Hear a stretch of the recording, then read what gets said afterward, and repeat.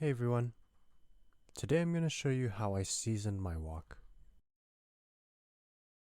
I recently seen this wok at Costco for $15 and I wanted to give it a shot. I also want to show you how to take care of it after each use. This is a carbon steel wok, and as you can see it looks like there's this industrial coating. I believe this is to prevent rust during the transport of the wok. We're going to need to get rid of this coating, and we're just going to wash it with some soap and a sponge. Keep repeating this process till you get all that coating off. And don't forget to also do the bottom of the wok as well.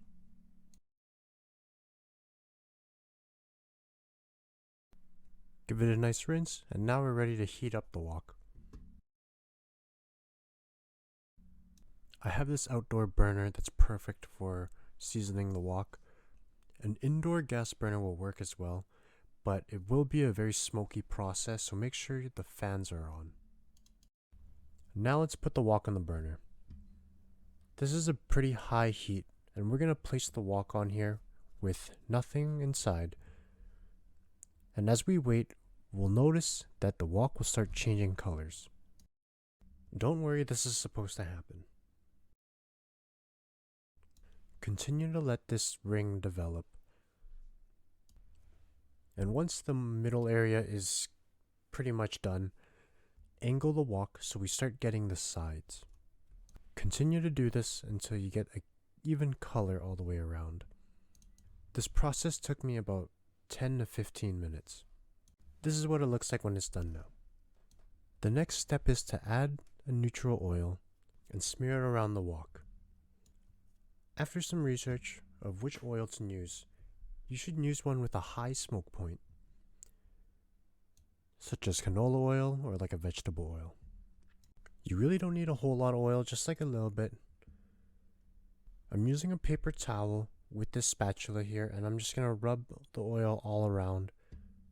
And please be careful because the wok is still very hot.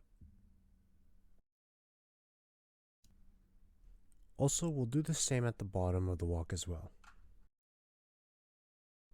This layer of oil is going to help prevent the wok from rusting as it sits when you're not using it. That's why it's really important to get every part of the wok covered in oil.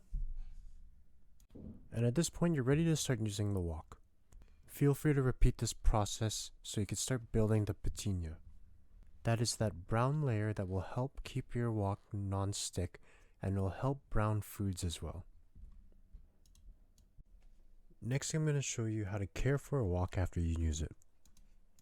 So this wok is still hot from the meal that I just cooked.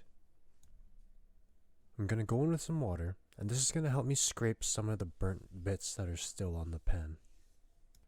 We do not want to be using any kind of detergent, so that's why we're using just water and a sponge.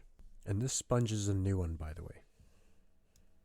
Once we get most of the burnt bits off, now we will turn on the heat again and let the pan dry out.